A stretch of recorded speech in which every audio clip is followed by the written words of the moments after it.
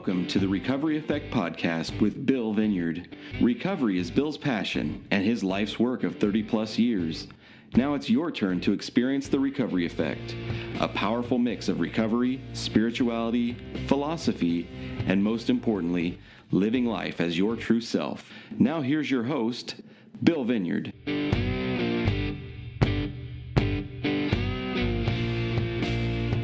As I was sitting in church today, listening to the priest give his sermon on the Prodigal Son, my mind wandered off and I started thinking about us alcoholics and drug addicts. The priest said that this man who seemed very wealthy had two sons, and one of his sons came to him and said, "Hey, Father, why don't you split the inheritance now and give it to me?"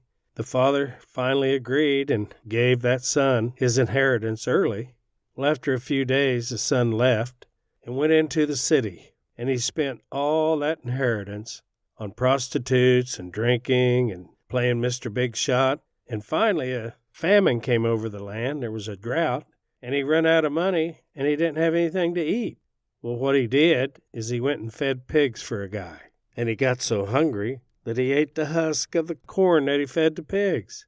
And then the priest said that the first thing that happened is this prodigal son came to himself. And he realized what a mess he was in. And he said to himself, the servants in my father's house live better than I do. I'll just go back to my father and say, look, I have sinned against you, and I'm no longer worthy to be called your son. He must have had a really bad reputation. Must have done a lot of things that he felt guilty for. Because he's willing to give up, even being that father's son, because he felt so bad. And so he's going to say to the father, I'm not worthy to be your son, just make me a servant. Well, he started his journey home, and the story goes that when the son was a long ways off, the father saw him. So the father must have been up there looking every day, hoping, wishing that his son came back. And as the son was coming, the father run out there to him, grabbed him and hugged him and kissed him, put his robe on him. And the son said, Father, I've sinned against you and God. He said, I'm not worthy to be your son. Just make me a servant. And the father picked him up from the ground, for he was kneeling, put his own ring on his finger and told the servant, go kill the fatted calf, because we're going to have a party. And so the servant followed the orders, and they set up in the house a big old party. And when the other brother came in from work, he asked one of the servants, what's going on in my father's house? And the servant said, there's a big banquet because your brother's back. And he was so mad he wouldn't even go in there. And so the father came out and told him, don't be mad. He said, you'll always have me, and you'll always have everything that I have. But now we must rejoice and be happy, because once your brother was dead, but now he's alive. He was lost, and now he's found. Well, as this sermon proceeded, I continued to think about us and how we've took our inheritance, so to speak, and spent it on drugs and alcohol, and our life was just a total wreck and a mess. And we too came to ourselves as we were sitting in our own pig pen. Somehow the light bulb went off and we went, wow, we hit bottom.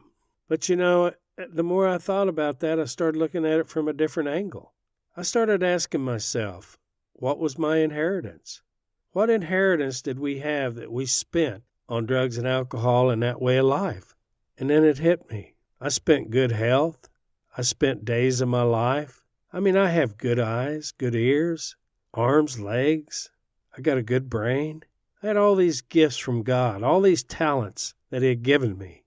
And I squandered these talents for years on rotten living, selfishness, pleasure, just anything I could take out of life. I squandered all those talents uselessly. And each one of us have talents that God's given us to fulfill our purpose in life. We're totally equipped to do what He wants us to do. And so He gave me all the talents I needed to succeed in my life. And what did I do with them?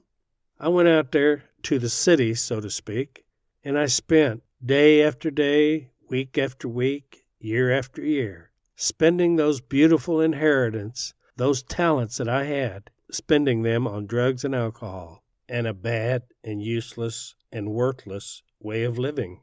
And I too came to myself. I hit bottom, as many of us do. We saw ourselves for who we really are. Most of us almost had to hit a bottom that almost killed us. Some of us went to jails or prisons. Some of us didn't even have to go do that to hit bottom. Maybe we were just sick of hurting our family, our children, our spouses, our parents. Maybe we just couldn't live with us anymore. But we came to ourselves. And I believe right there was a spiritual awakening. Because you see, I bet you if that prodigal son would have never come to himself, if he would have never saw himself as he really was, he would have never went home. He would have probably died in that pig pen. And you know what? If we wouldn't have saw who we really was, think about this.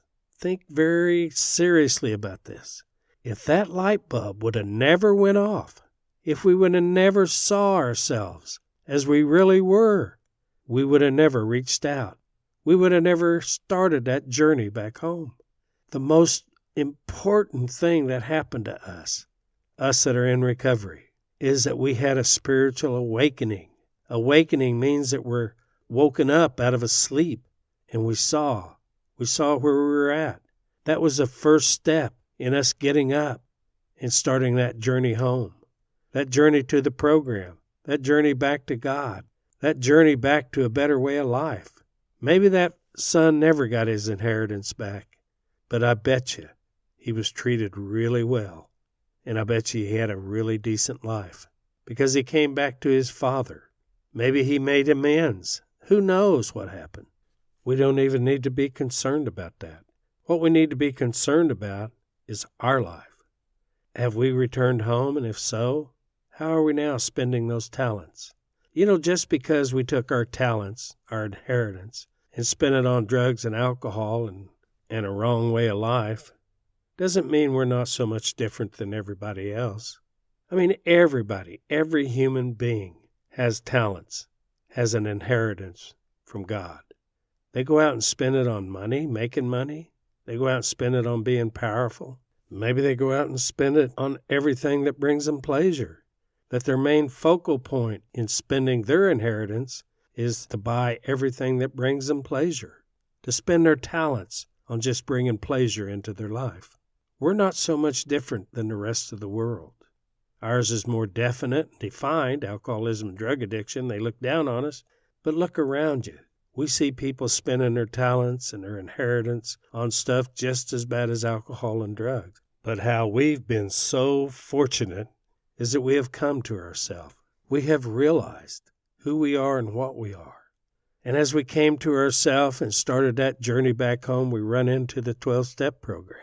And it not only helped us realize more of who we are and what we are, but it made us look sincerely and honestly at what we've done, the people we've hurt, the harm that we've brought into this world that wasn't there before we brought it in. That wouldn't be here if we didn't bring it in. The program made us look at that. And then it gave us a way out. It taught us the 4th and 5th and 6th and 7th and 8th and 9th step, where we could get rid of the guilt, where we can make amends for what we've done. What a glorious way to live. Whether we get our inheritance, so to speak, half of it back or not, is irrelevant. Just to be back to the ground floor is enough for me. Just to be forgiven for what I've done and to have the privilege and opportunity to make matters right to the people that I've hurt. That's far more than I could ever ask for or expect. What a gift that we've been given. Everything after that is just icing on the cake. Did you notice in your own life that after you came to yourself, spiritual awakening, and after you started working this program, did you notice that God was waiting for you all along? Did you realize that you're the one that moved? You're the one that no longer wanted to be his son? You're the one that wanted to take what he has given you and spend it on crud? I know I realized that. I was surprised that he was the one waiting for me, just like the prodigal son's father. It says in there that the prodigal son's father saw him from a way off. I bet you that father went up to the top of a hill, the highest point he could get to, and just hoped that he could see his son someday coming back. I think God feels the same way. As we trudge this road of happy destiny, that is the happy destiny, folks. Working these 12 steps on our way back home. And when we arrive, to take the talents that we have left, and do what we're supposed to do with them. to not sit around and whine and moan about all the problems we have, to not look for an easier, softer way, and we can't do this because I'm manic depressive, or not to get on a bunch of psychotropics or methadone or Suboxone, but to stand there and take a stand and realize that you've been welcome back home, and that now you have a responsibility to carry this message to others, to stay clean and sober yourself, and to practice these principles in all your affairs. That you take these talents that you have left and give them until the day you die. That you leave them on the field, so to speak. That would be our responsibility. That would be our payment back for what we've been given. And I think anything less than that is an insult. An insult to God and an insult to the 12-step program. What a beautiful program we've been blessed with. Step 1 is when we came to ourselves. That was our spiritual awakening. He also saw that he was powerless and his life was unmanageable. And he came to believe. He came to believe that maybe his father would take him back as a servant. And in step 3, he made a decision to turn his will and his life over to the care of God as he understood him. He no longer cared if he could be a son or not a son, how much money or goats he would have, but he would just fall down and say, I'm not worthy to be your son. Let your will be done in my life. And I bet he did a steps 4 or 5 and realized, told his father all the things that he did and he was sorry for. All the harm he had caused him, spending his inheritance that could have been better spent helping the family. I bet he did a 4 and 5 right there with him. I bet you his father forgave him, just as when we do a step 6 and 7. And then we are fortunate enough to have the opportunity to stand up and make amends to those people that we've hurt, to make right the wrongs that we've done. I bet he did that. I bet that prodigal son spent the rest of his life making right what he had done, because he was so grateful to be back home, to be with his family, to no longer living the life that he thought he loved, just like us. What a beautiful program we have, and it gives us all that. Why are we indifferent to these steps? Why are we indifferent to the spiritual principles that we are being taught and have been taught? Do we just want to know enough to just get by? To barely stay sober? That's not the object of this game, folks. The object is our primary purpose, which is to stay sober. If you're looking for your purpose in life, look no further. Our primary purpose is to stay sober. And then what does it say? To help others. To take our talents and gifts and help those people, no matter where we're at. To spend the talents and gifts that God has given us in the spot that we've been planted.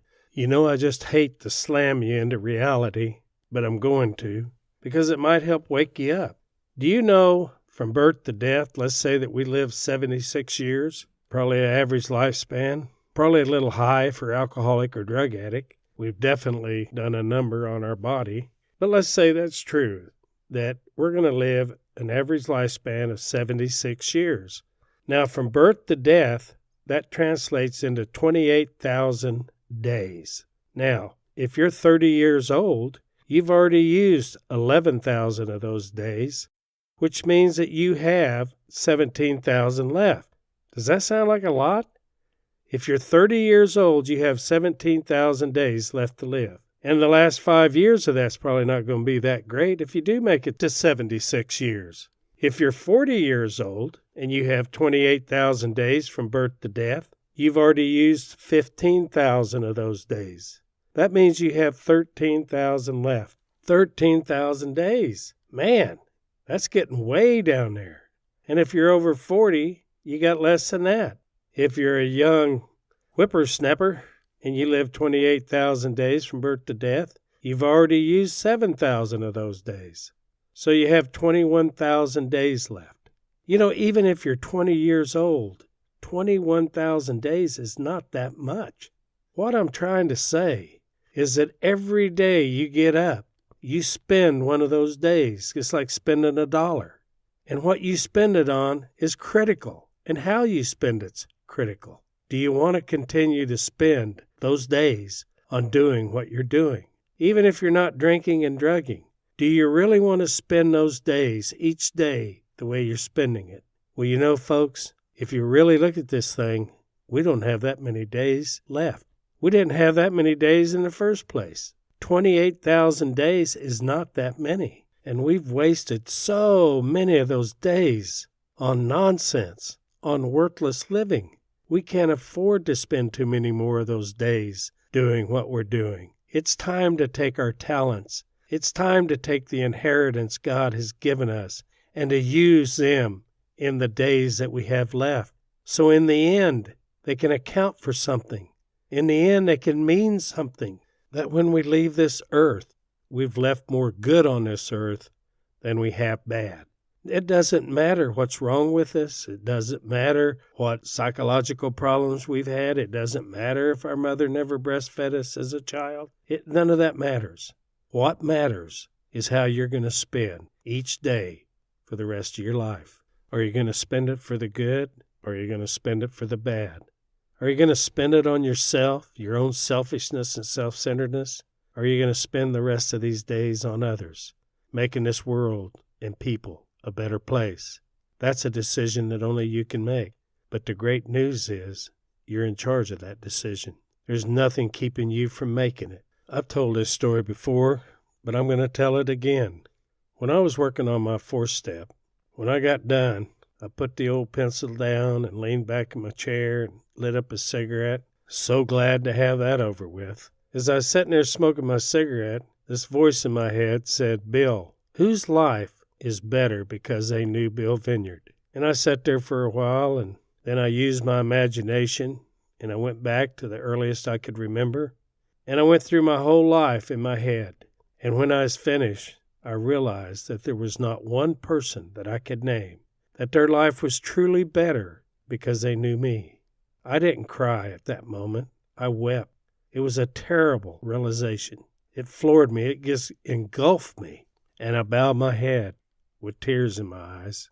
And I said, "God, if you can help me stay sober, I promise you that I'll try to make every person that comes in front of me better than when I found them." The realization that my whole life I could not come up with one person that was better because they knew me was terrifying. I just thank God that I had enough time, that He gave me enough days that I could clean up some of that mess.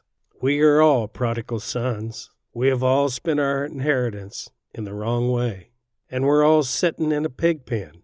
The difference between the ones that get out of that pig pen and the ones that stay in that pig pen is that spiritual awakening of coming to yourself, of knowing who you are and what you are. And you want to know something else? There's some of us that's never going to make that journey back home. A lot of us is going to stay in that pig pen of life that we've made for ourselves. Whether you're alcoholic or drug addict or not is irrelevant. You too have created your own pig pen. Hopefully you'll have a spiritual awakening that will wake you out of that deep sleep and make you realize that you're sitting in a pig pen. And may it give you the desire to want to go home. Hopefully it gives you the willingness to completely give yourself to this simple program by working the 12 steps that's been offered to you, that's been gifted to you. All you have to do is accept them. If I had a prayer for you today, it would be for God, because of His grace, to show you who and what you are today. I say that with the hope that that might be your prayer. Thanks for listening to The Recovery Effect with Bill Vineyard. Check out more at therecoveryeffect.com and facebook.com/therecoveryeffect. And don't forget to give us a 5-star rating on iTunes.